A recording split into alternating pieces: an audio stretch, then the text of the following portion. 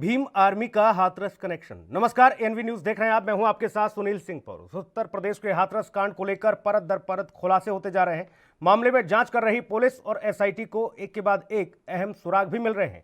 जांच के दौरान दावा किया गया है कि यूपी में सांप्रदायिक और जातिगत हिंसा फैलाने के लिए 100 करोड़ रुपए की विदेश से फंडिंग भी की गई थी। पुलिस ने इस केस में पीएफआई के शामिल होने का भी दावा किया है और अब पुलिस को संकेत मिल रहे हैं कि भीम आर्मी भी इस मामले में शामिल है।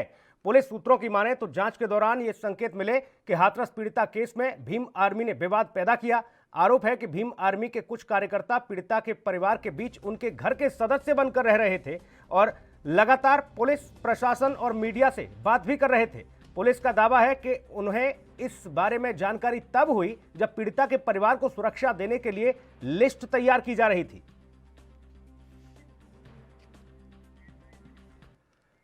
और इसके बाद तमाम सारे सवाल भी खड़े हो जाते हैं। उनके जवाब देने के लिए प्रवक्ता हमारे साथ मौजूद हैं। सीधा रुख करेंगे भीम आर्मी से। हमारे साथ सौरभ किशोर मौजूद हैं। सौरभ किशोर जी, बहुत स्वागत। अमित त्रिपाठी भारतीय जनता पार्टी से हमारे साथ मौजूद हैं। त्रिपाठी जी, आपका भी बहुत स्वागत। सौरभ किशोर जी, पुलिस दावा कर रही है कि आपके कार्यकर्ता पीड़ित परिवार के घर में उनके सदस्य बनकर रह रहे थे और लगातार इस तरह की बयानबाजियां कर रहे थे जिससे कि यूपी में माहौल खराब हो।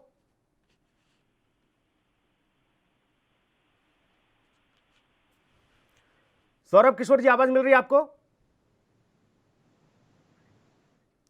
अमित त्रिपाठी, आपको आवाज मिल रही है?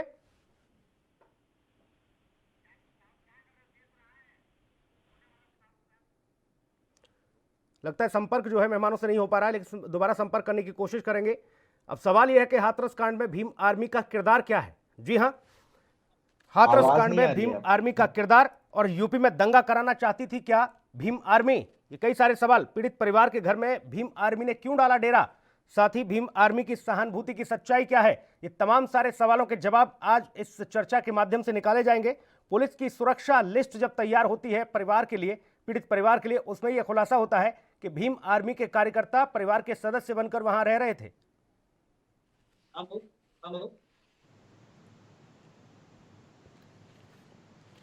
आरोप है कि भीम आर्मी के कुछ कार्यकर्ता पीड़ित परिवार के बीच उनके घर के सदस्य बनकर रह रहे थे और लगातार पुलिस प्रशासन और मीडिया से बात भी कर रहे थे। पुलिस का दावा यह है कि इस बारे में जानकारी तब हुई जब पीड़ित परिवार को पुलिस सुरक्षा देने के लिए लिस्ट तैयार कर रही थी। सौरभ किशोर जी, आवाज मिल पा रही है आपको?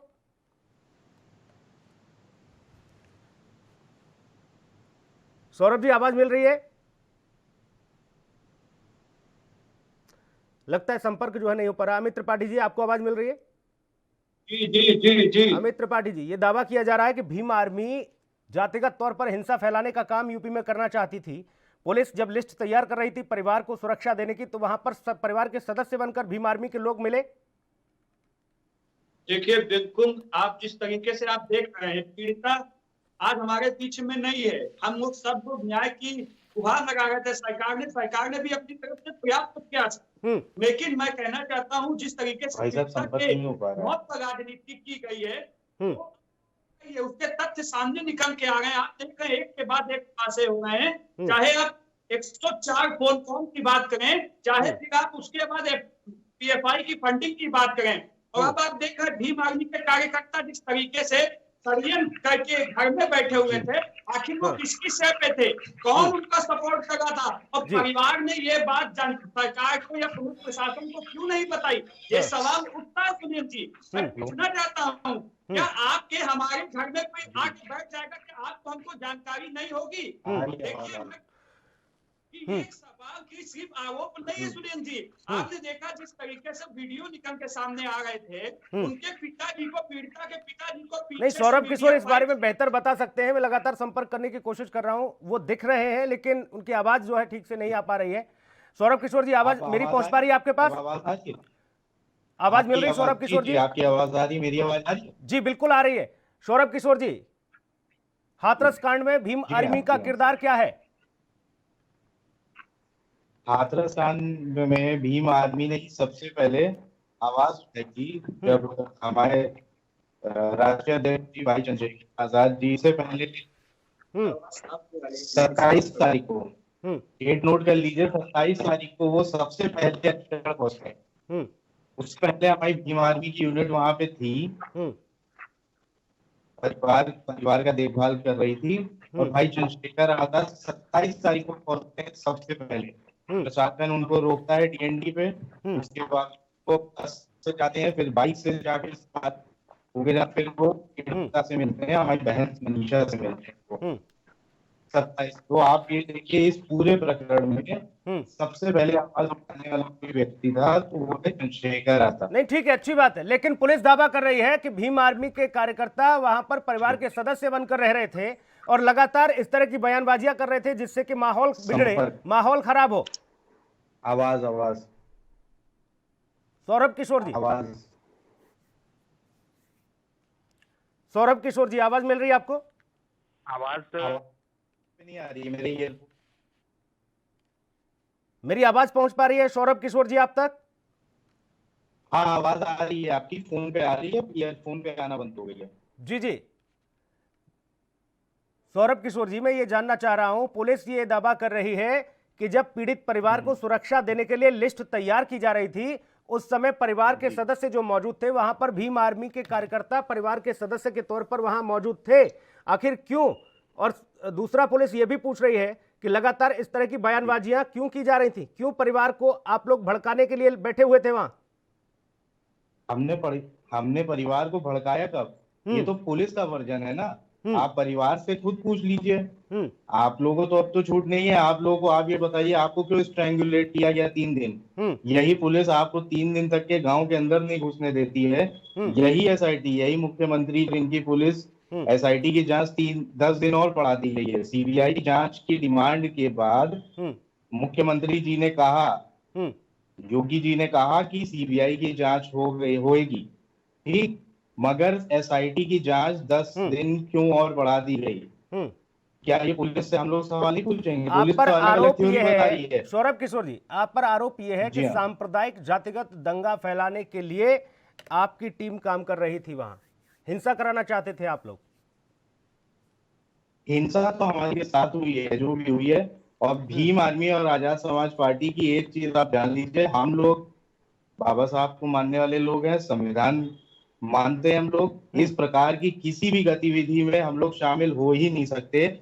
और अभी आप देखिए ना, ईडी का क्लैरिफिकेशन आया है अभी आधे घंटे पहले आपका, जो इस पुलिस हमको लिंक कर रही थी, जो इनके पूर्व डीजीपी हैं, जो आज भाजपा के सदस्य हैं, बृजलाल जी। ठीक है सौरभ जी, और तमाम सारी पहलुओं पर बात करूंगा, आपसे चर्चा करूंगा और अमित त्रिपाठी से भी जवाब लूंगा कि आखिर इस तरह की स्थितियां बन क्यों रही हैं, भीम आर्मी कनेक्शन आखिर है क्या हाथरस कांड में। एक ब्रेक के लिए रुकूंगा, आप बने रहिएगा।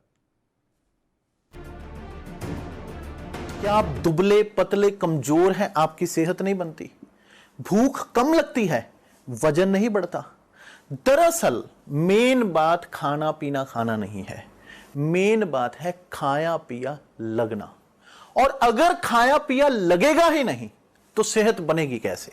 इसलिए हमारी संस्था सन्यासी आयुर्वेदा ने एक ऐसी दवा बनाई है जो कि आपके पाचन तंत्र को, आपके लीवर सिस्टम को ठीक करने का काम करती है, ताकि आप जो भी खाएं उसका पूरे का पूरा निचोड़ आपके शरीर को लगे, आपकी भूख बढ़े, खाया पिया सही से लगे, नया खून बने, हड्डियों में जान आए, वजन बढ़े, ताकत बढ़े, चेहरे पर नूर आए और आप मोटे तगड़े खूबसूरत पर्सनैलिटी के मालिक बन जाएं।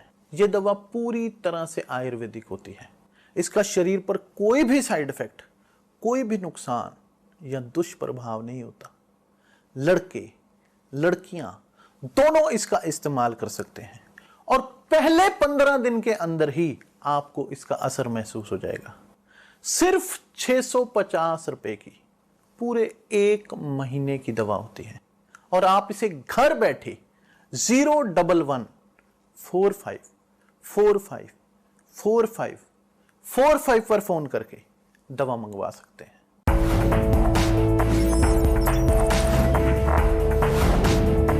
कम ब्रेक और ज्यादा खबरों के साथ देखिए ANP news in channel number पर।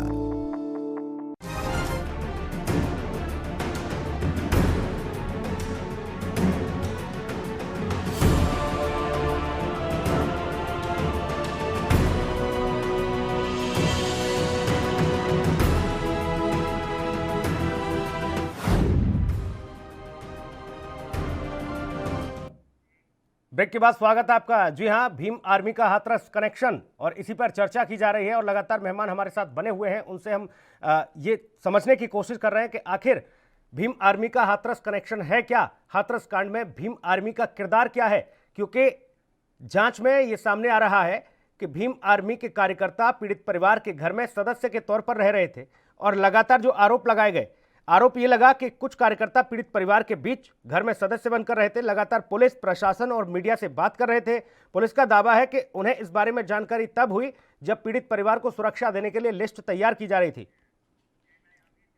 अमित त्रिपाठी जी, ये तो बाबा साहब को मानने वाले लोग हैं भाई, वो कह रहे हैं कि हम तो सीधे तौर पर हम संविधान के हिसाब से चलते हैं, ये तो आरोप गलत है। बाबा साहब भीमराव अम्बेडकर जी को सिर्फ यही नहीं मानते हैं, पूरा देश मानता है, हम लोग भी मानते हैं। और जितना सम्मान हमारे प्रधानमंत्री जी ने सफाई कर्मचारी जो वाल्मीकि समाज है, आप खुद जानते हैं कि हमारे प्रधानमंत्री जी ने पैर छू के उनको सम्मान किया था जो उनको कभी नहीं मिला। इसलिए ये तो कहना झूठ होगा कि सिर्फ यही मानते हैं, हम सब, पूरा देश उनके संविधान को मानता है। अब मैं आता हूँ मुद्दे पर।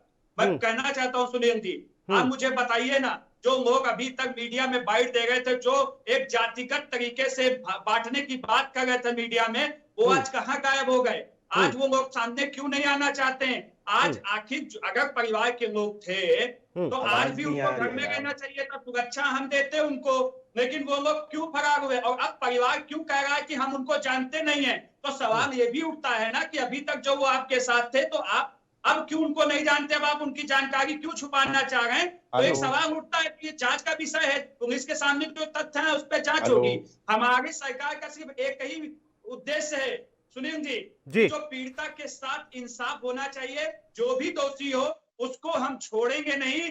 और आप देख रहे कनेक्शन, मैं कहना चाहता हूँ सुनील जी, आप बताइए ना, 104 जो फोन कॉल डिटेल निकल के आई है, वो क्या हवा में बात हुई है? 2-2 ढाई घंटे जो 6 महीने में 104 बार फोन, कुछ तो सामने आया है, कुछ तो सच है, आखिर उसको छुपाया जा रहा है। तो वो जांच का विषय है, आने दीजिए जांच। मैं ये नहीं कहना चाहता हूँ एक जांच प्रक्रिया के तहत चीजें निकल के सामने आ रही हैं, जांच वो जाने दीजिए, जो भी दोषी होगा उसको निकल के सामने का। लेकिन हाँ, जो पुलिस तथ्य बता रही है वो कहीं ना कहीं जरूर इशारा कर रहे हैं कि ये लोग भी उसमें इन्वॉल्व थे। और कहीं ना कहीं मैं आपको बता दूं, शायद आपकी जानकारी के लिए, मीडिया को भी नहीं पता है या बता नहीं रहे हैं कि जो पीड़िता का भाई है संदीप, वो भी भीम आर्मी का कार्यकर्ता रह चुका है। तो इसमें कोई बड़ी चीज नहीं है कि अगर ये चीज हो गई है, क्योंकि देखिए जातिगत जिस तरीके से चीजें निकल के आई, जातिगत बांटने की बात की गई है, आप भी जानते हैं, पूरा चीज दिखाई जा रही है, ठीक है, ठीक। उसको सौरभ किशोर जी, अमित त्रिपाठी तो कह रहे हैं कि देखिए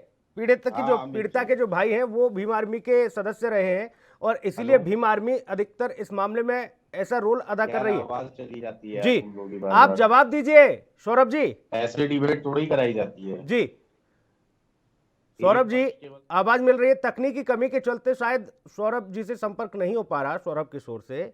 अमित त्रिपाठी, आप लगातार इस बात को कह रहे हैं और इस मामले में पीड़ित परिवार के प्रति जो सहानुभूति है उस पर किसी भी तरह की कोई टीका टिप्पणी नहीं, वो पूरा देश उन लोगों के लिए खड़ा है, पीड़ित परिवार के लिए।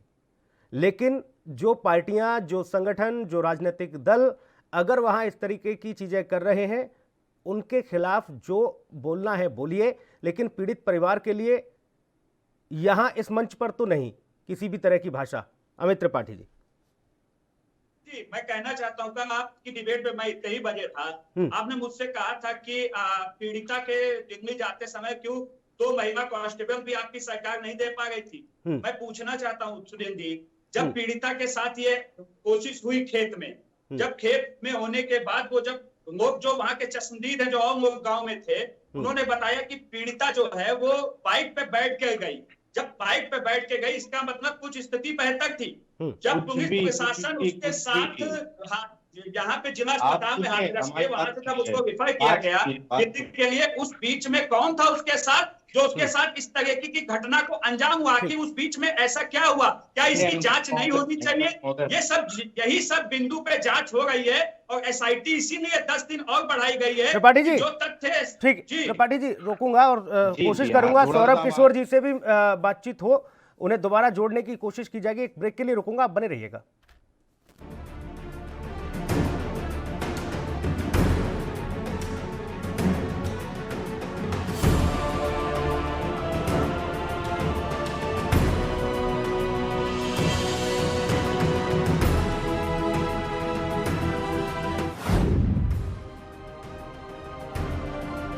अलग अंदाज। हम बनेंगे आपकी आवाज, सवालों की धार, खबरों की बौछार, सिर्फ मेरे साथ एएनबी न्यूज पर।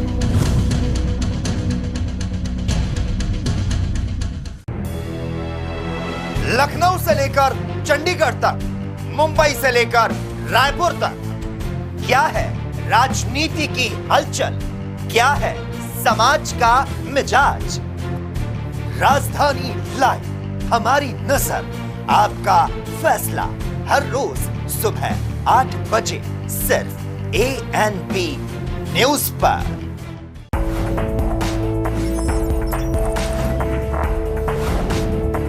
कम ब्रेक और ज्यादा खबरों के साथ देखिए ANB news in channel number पर।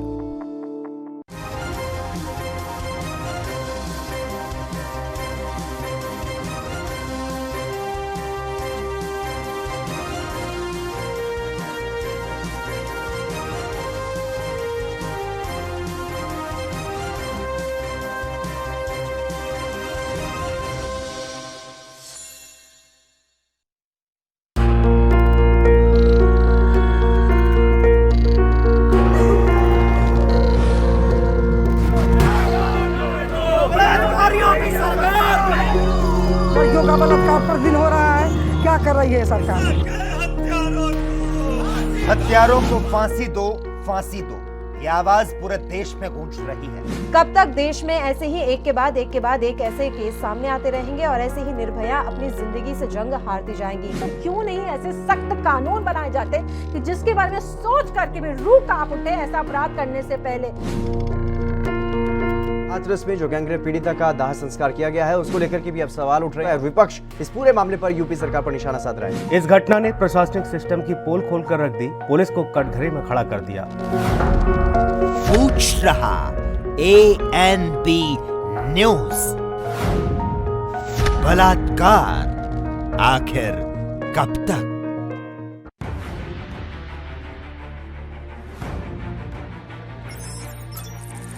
खबर चाहे सियासत की हो या सरकार की, खबर चाहे भ्रष्टाचार की हो या गुनहगार की, दिन भर में क्या रहा देश जगत का हाल, किस मुद्दे ने बनाई किसकी सरकार, रखते हैं हम सब पर नजर, पहुंचाते हैं हम हर खबर। हम हैं एएनबी न्यूज।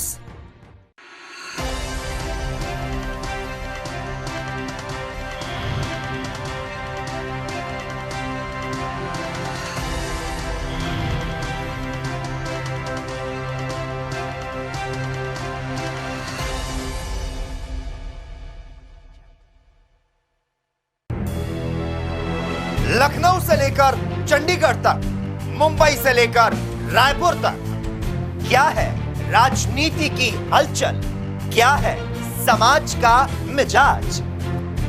राजधानी लाइव, हमारी नजर, आपका फैसला, हर रोज सुबह 8 बजे सिर्फ एएनबी न्यूज पर। क्या आप दुबले पतले कमजोर हैं, आपकी सेहत नहीं बनती, भूख कम लगती है, वजन नहीं बढ़ता? दरअसल मेन बात खाना पीना खाना नहीं है, मेन बात है खाया पिया लगना। और अगर खाया पिया लगेगा ही नहीं तो सेहत बनेगी कैसे? इसलिए हमारी संस्था सन्यासी आयुर्वेदा ने एक ऐसी दवा बनाई है जो कि आपके पाचन तंत्र को, आपके लीवर सिस्टम को ठीक करने का काम करती है, ताकि आप जो भी खाएं उसका पूरे का पूरा निचोड़ आपके शरीर को लगे, आपकी भूख बढ़े, खाया पिया सही से लगे, नया खून बने, हड्डियों में जान आए, वजन बढ़े, ताकत बढ़े, चेहरे पर नूर आए और आप मोटे तगड़े खूबसूरत पर्सनैलिटी के मालिक बन जाएं। यह दवा पूरी तरह से आयुर्वेदिक होती है। इसका शरीर पर कोई भी साइड इफेक्ट, कोई भी नुकसान या दुष्प्रभाव नहीं होता। लड़के लड़कियां दोनों इसका इस्तेमाल कर सकते हैं और पहले 15 दिन के अंदर ही आपको इसका असर महसूस हो जाएगा। सिर्फ 650 रुपए की पूरे 1 महीने की दवा होती है और आप इसे घर बैठे 01145454545 पर फोन करके दवा मंगवा सकते हैं।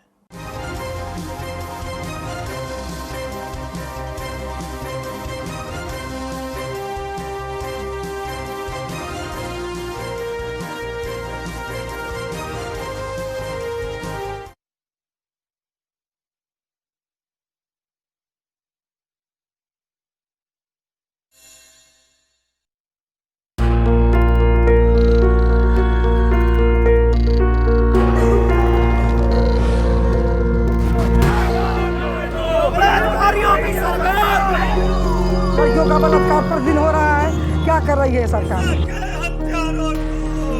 हत्यारों को फांसी दो, फांसी दो, ये आवाज पूरे देश में गूंज रही है। कब तक देश में ऐसे ही एक के बाद एक ऐसे केस सामने आते रहेंगे और ऐसे ही निर्भया अपनी जिंदगी से जंग हारती जाएंगी? तो क्यों नहीं ऐसे सख्त कानून बनाए जाते कि जिसके बारे में सोच करके भी रूह कांप उठे ऐसा अपराध करने से पहले? हाथरस में जो गैंगरेप पीड़िता का दाह संस्कार किया गया है उसको लेकर के भी अब सवाल उठ रहे हैं। विपक्ष इस पूरे मामले पर यूपी सरकार पर निशाना साध रहा है। इस घटना ने प्रशासनिक सिस्टम की पोल खोलकर रख दी, पुलिस को कटघरे में खड़ा कर दिया। पूछ रहा ANB न्यूज, बलात्कार आखिर कब तक?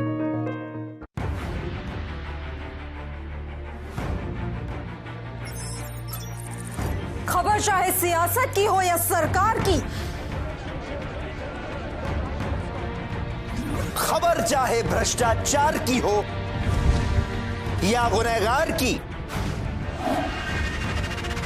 दिन भर में क्या रहा देश जगत का हाल, किस मुद्दे ने बनाई किसकी सरकार, रखते हैं हम सब पर नजर, पहुंचाते हैं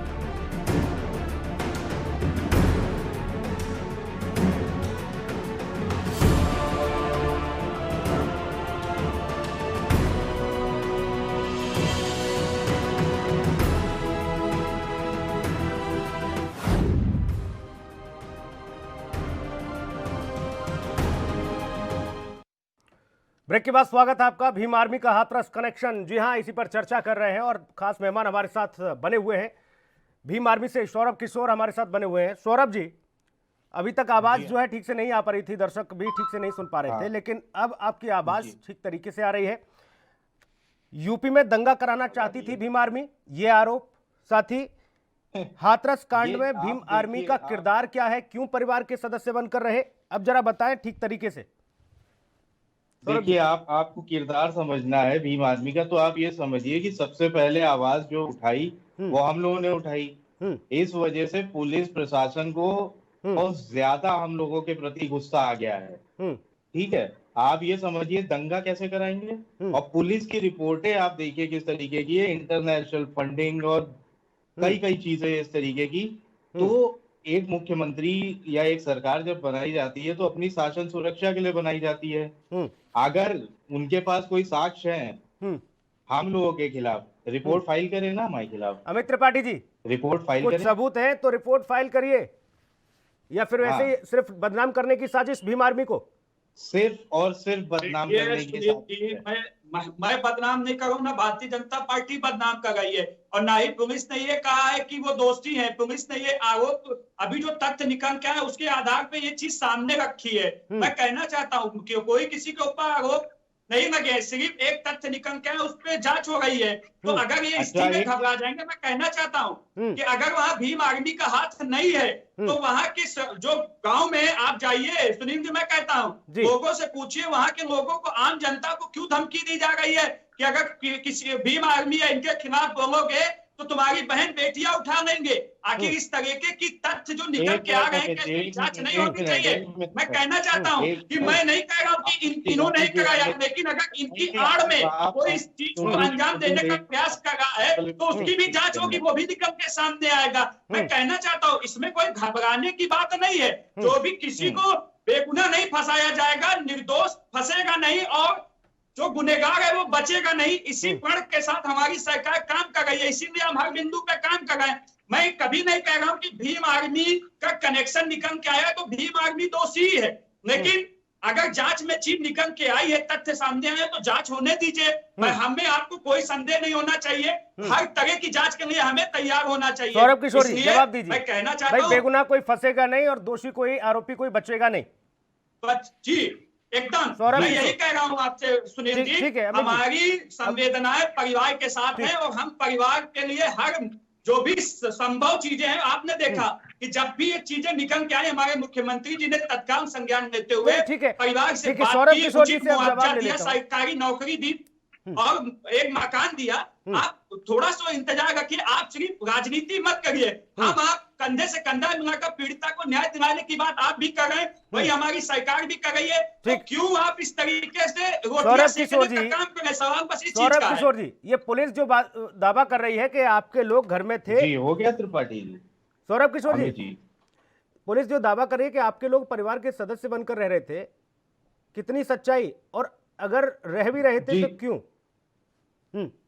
जी जी, एक बार फिर से सवाल बोल दीजिए, आवाज नहीं आ रही थी। किशोर साहब, मैं ये जानना चाह रहा हूं, पुलिस जो कह रही है कि परिवार के सदस्य बनकर आप लोग रह रहे थे, जो लगातार बातचीत भी कर रहे थे शासन प्रशासन और मीडिया से। आप ये देखिए, आप पुलिस की थ्योरी कर रहे हैं, आप पुलिस की थ्योरी हर बार लेकर के आ रहे हैं। एसआईटी की जांच इधर आती है और उनकी रिपोर्ट डिनाई करती जाती है।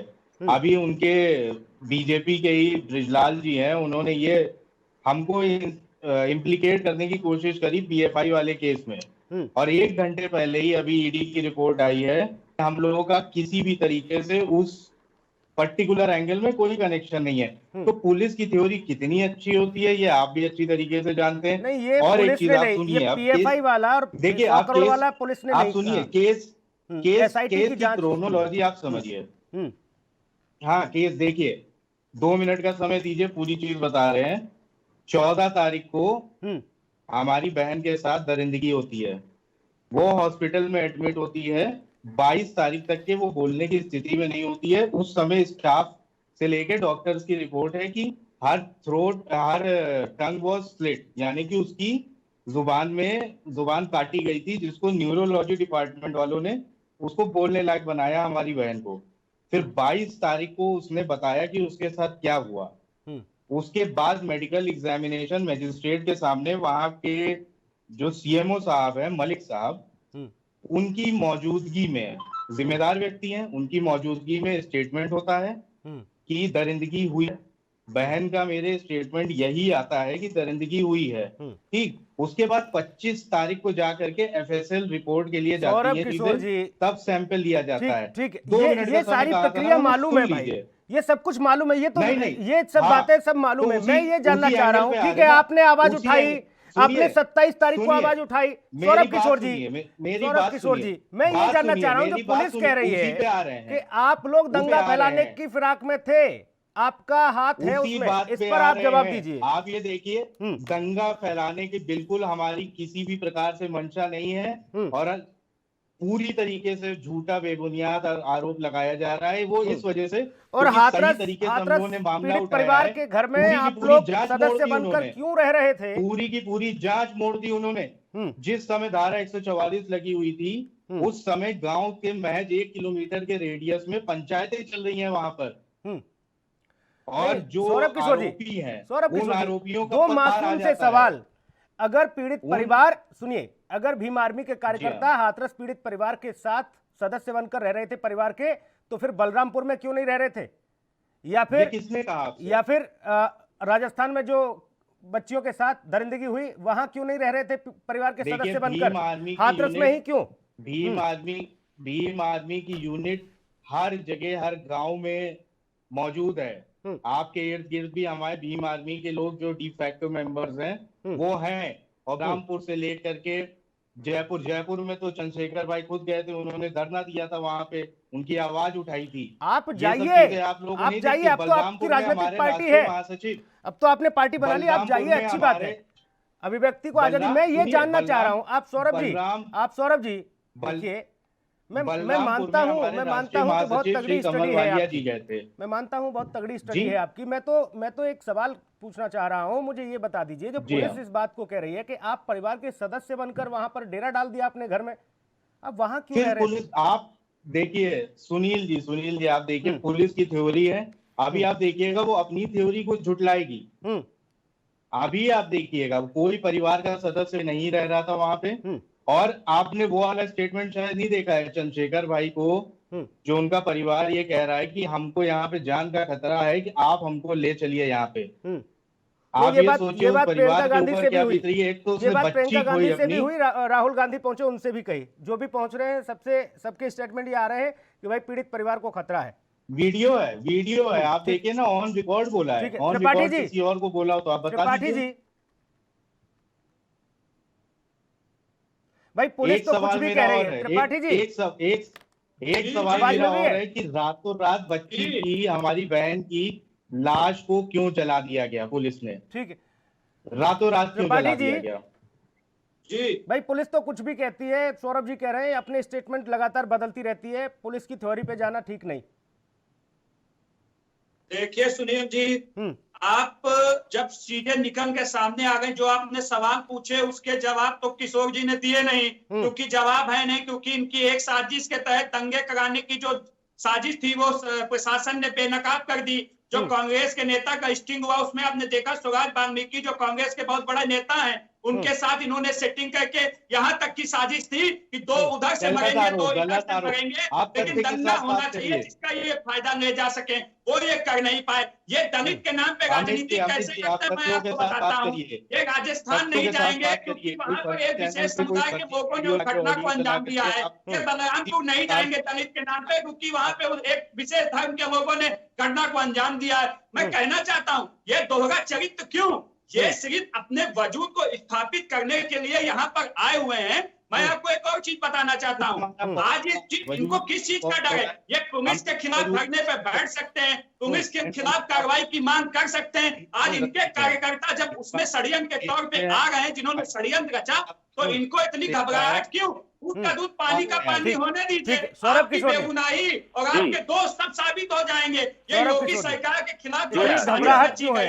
ये लोग उसी में फंस त्रिपाठी जी कह रहे हैं, और आज इनके ताक जो नहीं, निकल के सामने आ गए, वो घबराहट उल्टा ये वो लोग हैं जो अभी आप देखिए लगातार बीजेपी वाले जो है, बीजेपी के वहाँ के सांसद है, विधायक है, वो आरोपियों के पक्ष में खड़े हुए हैं।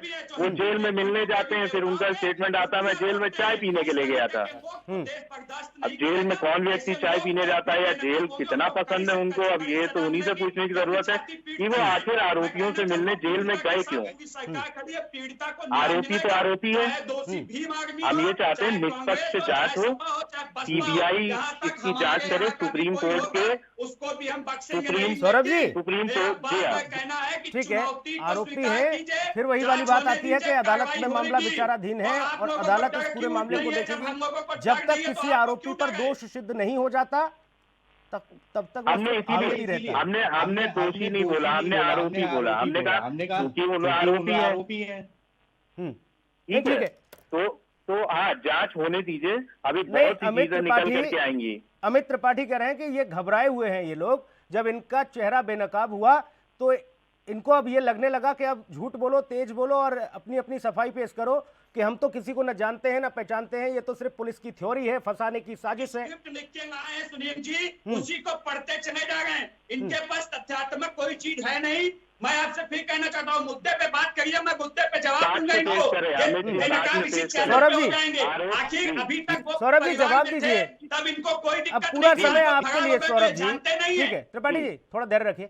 सौरभ जी जवाब दीजिए भाई, इतने सारे सवाल खड़े कर दिए और सीधे तौर पर जो मैंने सवाल किया उसका भी जवाब नहीं मिला। बुनियाद सवाल है। हम ये चाह रहे हैं कि जांच की दिशा में जाए। जांच ये करनी चाहिए कि मेडिकल रिपोर्ट और जो फॉरेंसिक रिपोर्ट है उसमें इतनी देरी क्यों करी गई? हमारी बहन को रातों रात क्यों जला दिया गया? हमारी बहन को रातों रात इस वजह से जला दिया गया कि सौरभ जी, जब से ये घटनाक्रम हुआ है, हर रोज हम लोग इन तमाम सारे सवालों के जवाब तलाशते हैं। जी और हाँ। फिर वही रहता है कि पुलिस की जांच चल रही है, सारी चीजें। मैं तो एक के बाद एक जो जांच में खुलासे हो रहे हैं, मैं उसको लेकर आज जी हाँ। चर्चा लेके आया हूं कि भीम आर्मी का कनेक्शन क्या है, किरदार क्या है, नहीं तो रोल क्या अगर है। भीम आर्मी का कनेक्शन सिर्फ और सिर्फ इतना है कि बहुजन समाज को न्याय दिलाने के लिए हर संभव प्रयास वो करेगा, और हमारी बहन मनीषा को तो हम जो लोग न्याय दिला मायावती करके जी कर रही रहेंगे, थी, उससे चाहे संतुष्ट नहीं जितने है आप? झूठे आरोपों में फंसा दें, चाहे मायावती जी जो कर जितने रही झूठे थी, मुकदमे आप लगाइए, मायावती जी जो कर चाहे रही थी, जितने उससे झूठे। संतुष्ट नहीं क्या आप? मायावती तो जी मसीहा है दलितों की। मायावती जी तो वही कर रही थी ना, वो भी तो एक मसीहा है दलितों की। आप कह रहे हैं जी कि हम बहुजन समाज को न्याय दिलाने के लिए निकले हैं। बहन जी भी वही हाँ, कर रही तो थी। बहुजन समाज, जी हाँ, माननीय बहन जी का हम लोग बहुत सम्मान करते हैं। वो परम आदरणीय बहन जी हम लोगों के लिए है, तो क्या उनके अलावा कोई और व्यक्ति काम नहीं कर सकता सुनील है? जी, मैं कहना चाहता हूँ 70 सालों ने जिन्होंने शोषण किया है दलितों का, आज उन दलितों को जब न्याय बढ़ने की उम्मीद इस सरकार में हुई है तो उसको ये गुमराह करने का प्रयास कर रहे हैं। लेकिन इनके षड्यंत्र और इनके गुमराह करने से किसी को फर्क नहीं पड़ता है। सरकार पूरी तरीके से जनता के साथ है, दलित के साथ है, शोषित के साथ है, हर समाज के उस तबके के साथ है जिसका शोषण पिछली सरकारों ने किया है। अमित जी बोलने से कुछ बोलने से कुछ नहीं होता है, हम लोग ये अच्छी तरीके से पता के आए हुए हैं, ये उसी को पढ़ रहे हैं। इनके ठीक है। पास उस चीज के जवाब नहीं है कि है, अमित हाथरस में त्रिपाठी ही जी। दलित के ठीक साथ है, कहेंगे अमित हुआ क्या, त्रिपाठी। और ये और दलितों के रुकिए, घर क्यों रुकिए, नहीं गए रुकिए, अभी थोड़ा तक? रुकिए। नहीं तो क्या धैर्य इनकी रखिए, रोटियां यहाँ पे धैर्य रखिए थोड़ा। आजादी का इसलिए दलित के नाम पे त्रिपाठी जी, राजनीति कर रहे हैं। त्रिपाठी जी प्रदेश रुकिए, थोड़ा बन धैर्य चुका है रखिए। पहले ही। आप ये क्या, आपका स्टेटमेंट देखिए त्रिपाठी जी, बहुत ही गैर जिम्मेदाराना है। आप ये चाहते हैं कि उत्तर प्रदेश में रेप ही रेप हो? हम तो चाहते हैं कि हमें जाने का मौका ही ना मिले कहीं पर। कब ये सरकार जागेगी, कब लोगों तक बिल्कुल जाहिर तौर पर। पहुंचाएगी, कब अच्छी ये बात, अपराध अच्छी रोकेगी बात, वो? अच्छी बात। मैं है ना, हम तो ये सौरभ चाहते जी, हैं कि हमें मौका ही ना मिले जाने का। मैं और समय मिलेगा आपको, आप और उन तथ्यों को क्लियर करिएगा। कुछ सवालों के जवाब आपसे चाहिए मुझे। एक ब्रेक के लिए रुकना है, ब्रेक के बाद जल्दी लौटेंगे।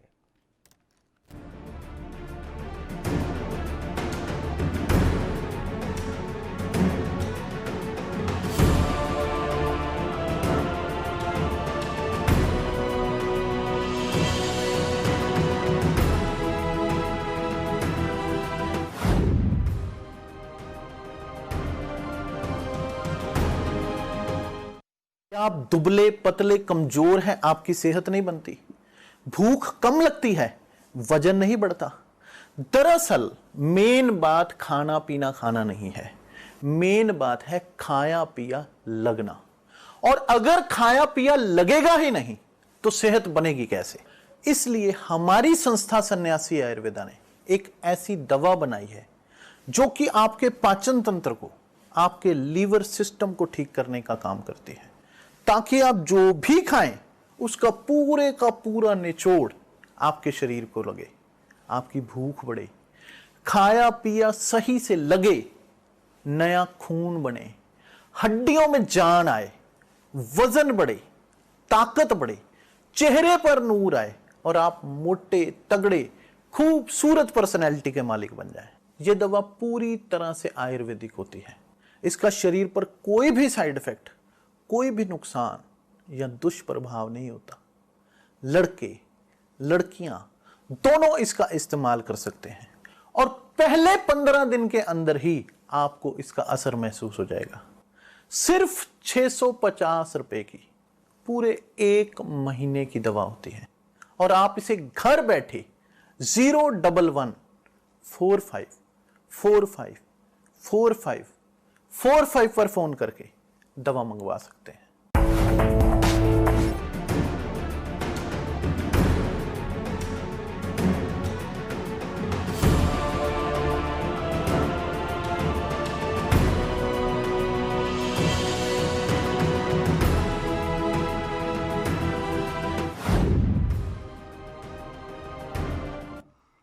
ब्रेक के बाद स्वागत है आपका। लगातार चर्चा कर रहे हैं भीम आर्मी का हाथरस कनेक्शन आखिर क्या है, और पैनल में खास मेहमान हमारे साथ मौजूद हैं। किशोर साहब, मैं जानना चाह रहा था आपसे कि अगर हाथरस में ही भीम आर्मी के कार्यकर्ता परिवार के साथ बैठे हैं सुरक्षा व्यवस्था लेके और उन लोगों का हौसला बढ़ा रहे हैं, आप सच्चाई का साथ दे रहे हैं, तो फिर ये चीज़ स्थिति बलरामपुर में क्यों नहीं? बलरामपुर पुलिस तो ऐसा कोई भी स्टेटमेंट देती नजर नहीं आई है कि यहाँ भीम आर्मी के कार्यकर्ता जो है पीड़ित परिवार के साथ कदम से कदम लड़ाकर उनके आंगन में बैठे हैं, उनके घर में बैठे हैं। ऐसा क्यों भाई?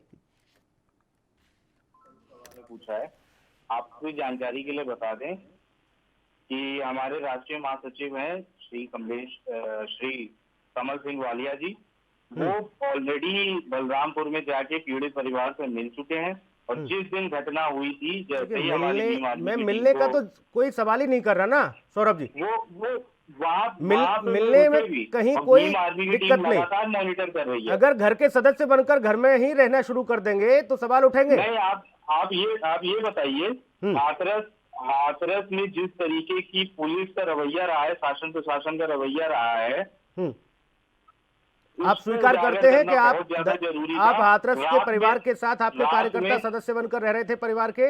आप इस बात को स्वीकार करते हैं जी? आप इस बात को स्वीकार करते हैं कि आपके कार्यकर्ता हाथरस में उस पीड़ित परिवार के साथ परिवार के सदस्य बनकर रह रहे थे, जो पुलिस कह रही है? नहीं, बिल्कुल नहीं जी। हम लोग किसी भी प्रकार से इंटरफेयर उन लोगों के साथ नहीं कर रहे थे। तो ये पुलिस झूठ क्यों बोल रही है? ये झूठ क्यों बोल रही है?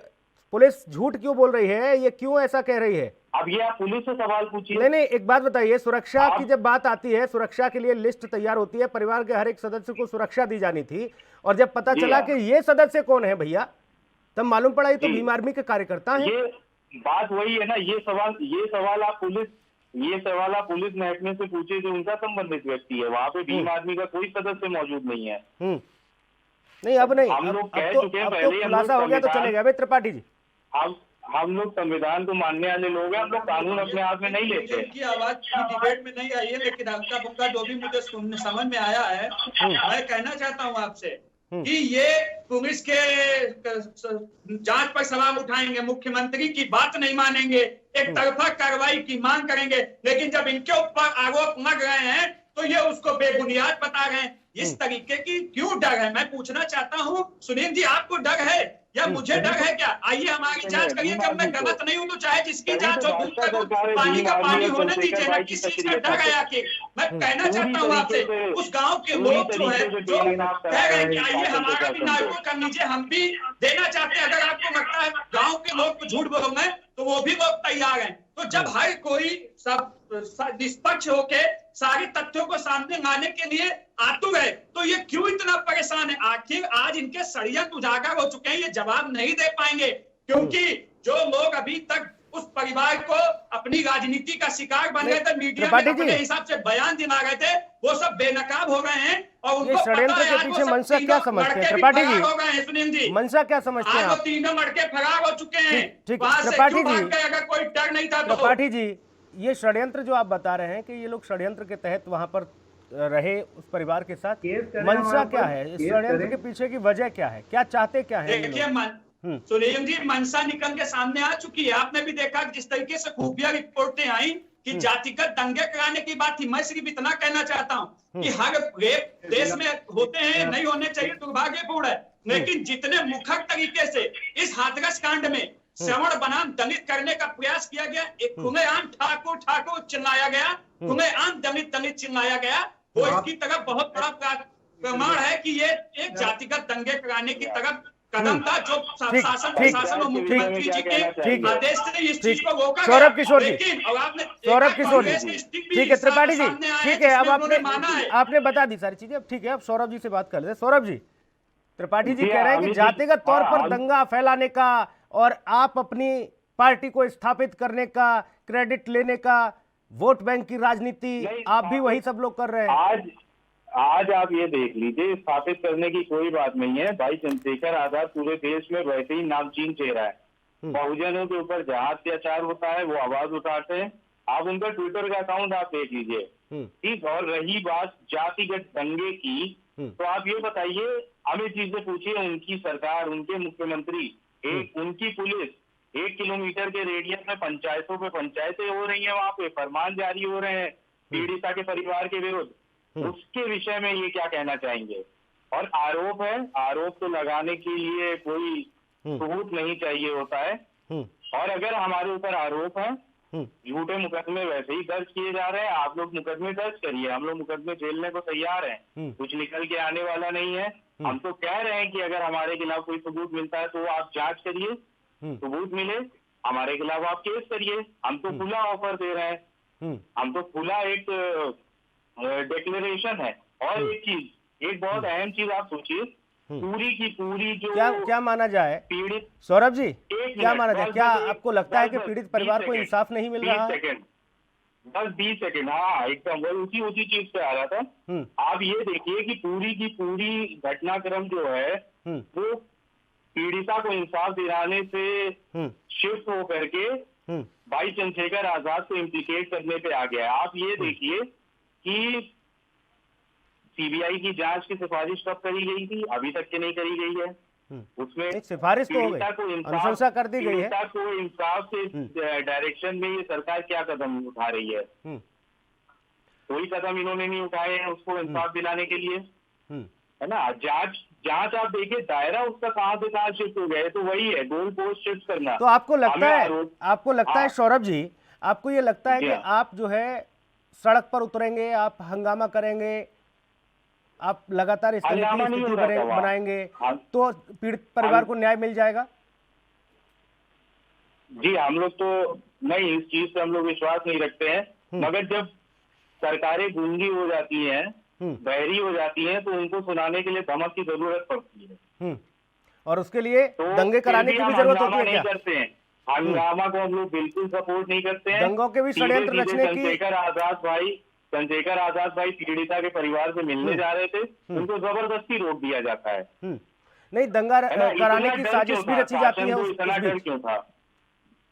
ऐसे शासन में को आप इतना जो डर कह क्यों रहे था? हैं सौरभ जी, आप जो कह रहे हैं कि जी हाँ। देखिए हम तो हर तरह से जो भी हमें करना होगा वो हम करेंगे, लेकिन न्याय दिलाकर रहेंगे पीड़ित परिवार को, और जी, हम जी, आवाज नहीं आ रही? कानून क्या के कह रहे हैं? हिसाब से चलते हैं। आप तमाम सारी बातें भी कर रहे हैं, लेकिन आप इस बात को स्वीकार क्यों नहीं करते कि जो बात कही गई, और दो बातें क्यों सामने आ रही हैं? बलरामपुर में मैं ये पूछ रहा था आपसे कि कोई मिलने गया या नहीं गया, ये नहीं पूछा मैंने पूछा कि बलरामपुर वाले पीड़ित परिवार के साथ कितने दिन बिताए भीम आर्मी कार्यकर्ताओं ने? क्या उन्होंने वहां पे कहा कि हम परिवार के सदस्य हैं, जैसे हाथरस में कहा, हाथरस में रहे? आप ये देखिए ना, आप बलरामपुर, आप केस को एक दूसरे केस से क्यों भिड़ा रहे हैं? आप अगर हाथरस पे, आपके प्रोग्राम का नाम क्या है? हाथरस का भीम आर्मी कनेक्शन, ऐसा कुछ आपका है इसका, है ना। तो आप बलरामपुर को बीच में क्यों ला रहे हैं? मैं तो सवाल पूछूंगा ना, मैं सवाल पूछूंगा कि हाथरस से ही कनेक्शन क्यों, आखिर हाथरस से ही ये साजिशें क्यों, जो लगातार पुलिस की थ्योरी में और एसआईटी की थ्योरी में उजागर हो रही हैं?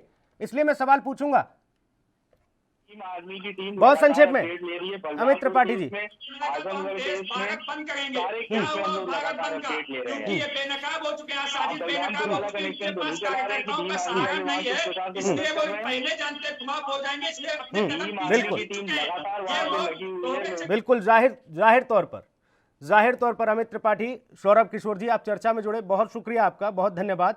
लेकिन भीम आर्मी का हाथरस कनेक्शन और जो लगातार स्थिति निकल के सामने आई, उससे ये लगता है कि भाई अगर ऐसे ही हालात रहे तो सिर्फ एक ही जगह दलित परिवार के साथ न्याय दिलाने के लिए आप लोग क्यों खड़े हैं? आप बाकी जगह क्यों नहीं जा रहे? बाकी जगह क्यों पीड़ित परिवारों के सदस्य नहीं बन रहे? आप जा रहे हैं, लेकिन जो हाथरस में चीजें हो रही हैं उसके पीछे मंशा क्या है? ये तमाम सारे सवाल हैं जिनका जवाब शायद ही कहीं मिल पाएगा, क्योंकि भीम आर्मी इस जवाब, जब सवाल किया जाता है तो दूसरे ट्रैक पर चली जाती है और कहती है कि हम तो न्याय दिला के रहेंगे। अब न्याय कैसे दिलाया जाएगा ये देखना दिलचस्प होगा। इस विशेष कार्यक्रम में इतना ही। नमस्कार।